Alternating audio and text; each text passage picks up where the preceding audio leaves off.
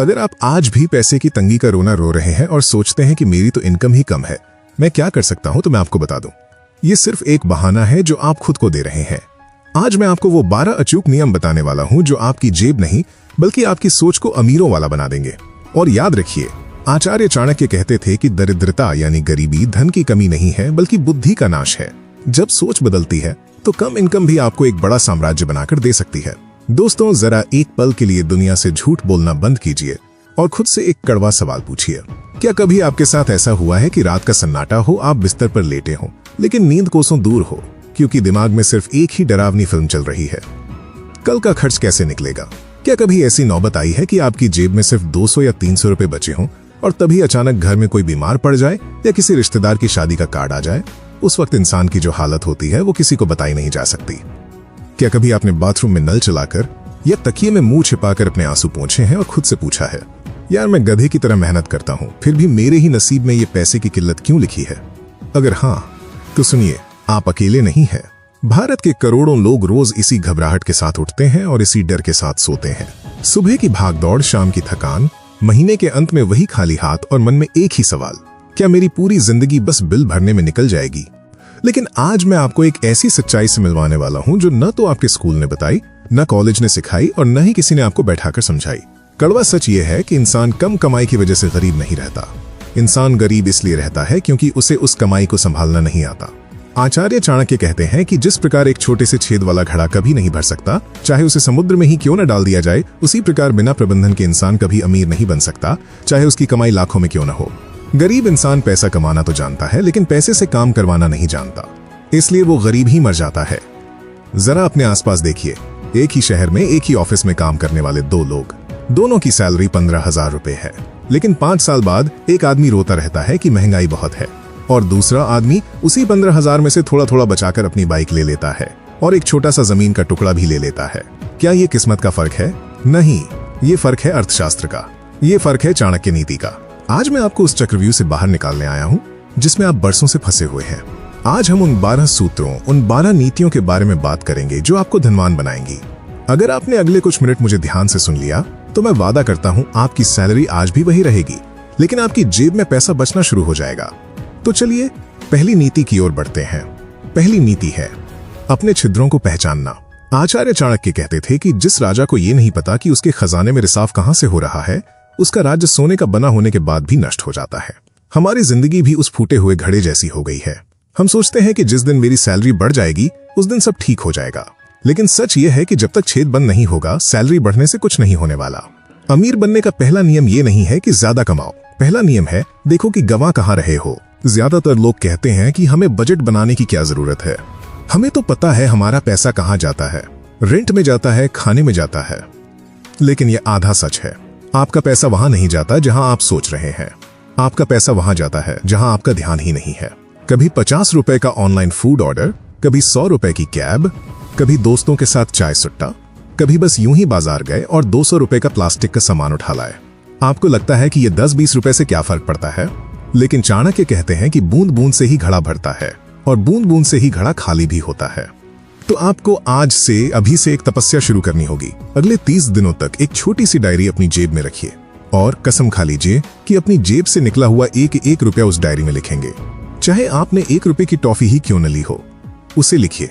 शुरुआत में आपको ये बहुत अजीब लगेगा, आपको लगेगा कि मैं क्या कंजूसों वाला काम कर रहा हूं, लेकिन 10 दिन बाद जब आप उस डायरी को देखेंगे तो आपके पैरों तले जमीन खिसक जाएगी। आप देखेंगे कि जिस चाय को आप मामूली समझते थे उस पर आपने महीने में 1000 रुपए उड़ा दिए। जिस ऑनलाइन शॉपिंग को आप जरूरत बताते थे वो असल में सिर्फ एक लत थी। ये लिखना क्यों जरूरी है? क्योंकि चाणक्य नीति कहती है कि शत्रु को देखे बिना उसे हराया नहीं जा सकता और आपके फिजूल खर्च ही आपके शत्रु हैं। जैसे ही आप खर्च लिखना शुरू करते हैं आपका दिमाग जाग जाता है। अगली बार जब आप जेब से 100 रुपए का नोट निकालेंगे तो आपका हाथ रुकेगा और बस यही वो पल है जब आपकी गरीबी हारने लगती है। दूसरी नीति है किलेबंदी यानी बजट का सही निर्माण। आचार्य चाणक्य कहते हैं कि जो राज्य बिना योजना के चलता है उसका विनाश निश्चित है। लोग बजट के नाम से डरते हैं, उन्हें लगता है कि बजट का मतलब है कंजूसी, लेकिन सच इससे बिल्कुल उल्टा है।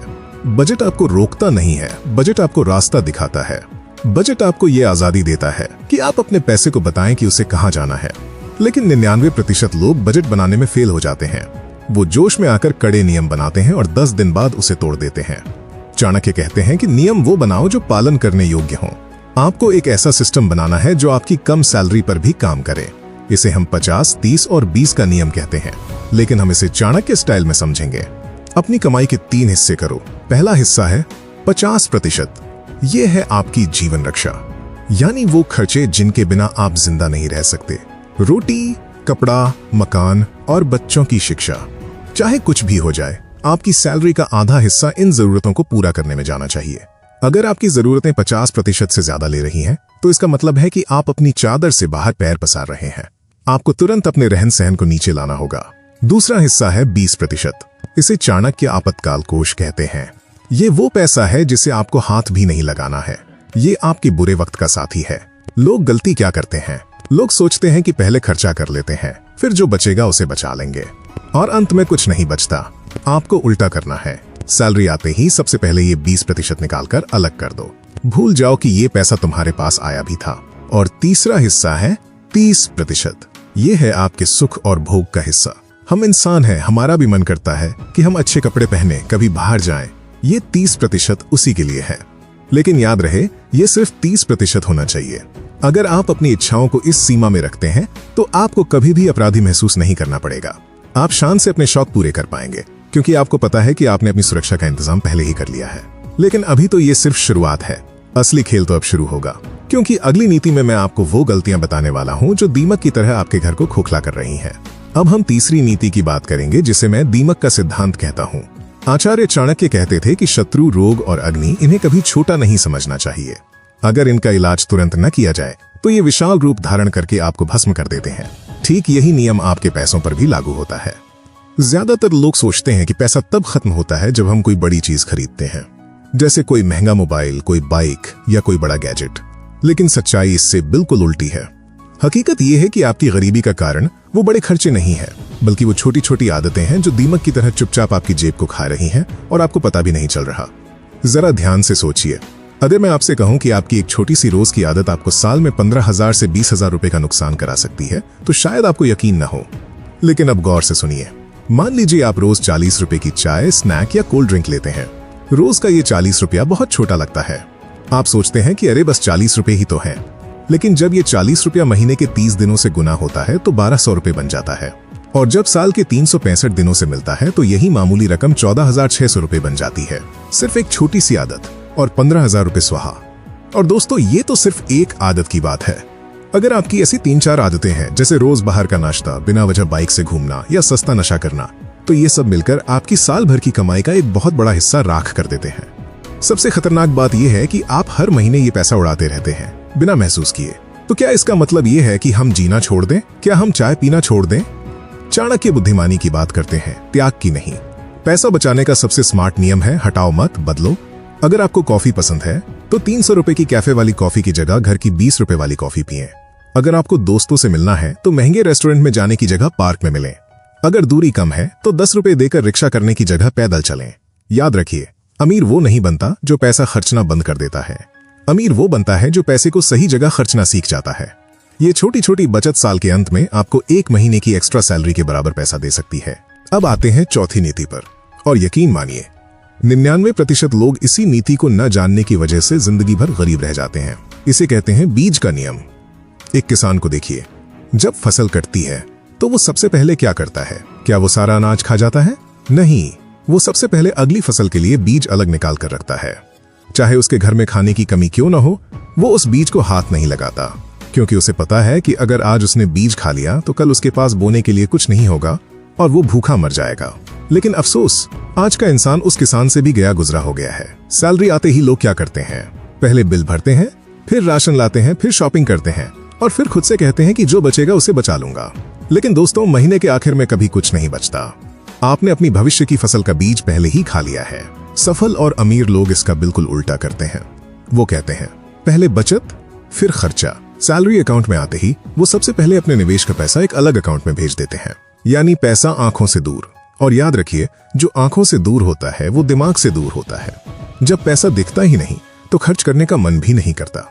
ये तकनीक सुनने में बहुत छोटी लगती है, लेकिन असल में यही वो जादुई तरीका है जो आपकी लाइफ में स्थिरता लाता है। ये सिर्फ पैसा नहीं बचाता, ये आपके दिमाग को ट्रेन करता है। आपका माइंडसेट बदल जाता है। आप सोचने लगते हैं कि मेरे खर्चे मेरी सेविंग के बाद शुरू होते हैं, मेरी सेविंग मेरे खर्चों के बाद नहीं। और यही एक छोटी सी प्राथमिकता कुछ सालों बाद आपको वो इंसान बना देती है जिसके पास हमेशा पैसा होता है। अब हम आते हैं 5वीं नीति पर, और ये नीति उन लोगों के लिए है जो कहते हैं कि भाई हम कितना भी बचा लें, हमारी तो सैलरी ही बहुत कम है, 10,000 में क्या ही बचेगा। तो सुनिए, चाणक्य कहते हैं कि अगर कुल्हाड़ी की धार कुंद हो तो पेड़ काटने में अधिक समय और अधिक ताकत लगती है, लेकिन अगर धार तेज हो तो काम मिनटों में हो जाता है। आपकी स्किल यानी आपका कौशल ही वो कुल्हाड़ी है। बहुत लोग ये गलती करते हैं, वो पूरी जिंदगी 10 या 15,000 की नौकरी करते रहते हैं और रोते रहते हैं। वो कभी ये नहीं सोचते कि मैं ऐसा क्या सीखूं जिससे मेरी वैल्यू बढ़ जाए। वो नए मोबाइल पर 20,000 खर्च कर देंगे, लेकिन कोई नई स्किल सीखने के लिए, कोई कोर्स करने के लिए 500 रुपए खर्च नहीं करेंगे। गरीब सोच कहती है मेरे पास पैसा कम है, मैं क्या कर सकता हूँ। अमीर सोच कहती है मेरे पास कम है, लेकिन मैं अपनी वैल्यू कैसे बढ़ा सकता हूँ। याद रखिए दोस्तों, पैसा बचाने से आप सुरक्षित तो हो जाएंगे, लेकिन अमीर बनने के लिए आपको अपनी कमाई बढ़ानी ही होगी। और कमाई तभी बढ़ती है जब आपकी योग्यता बढ़ती है।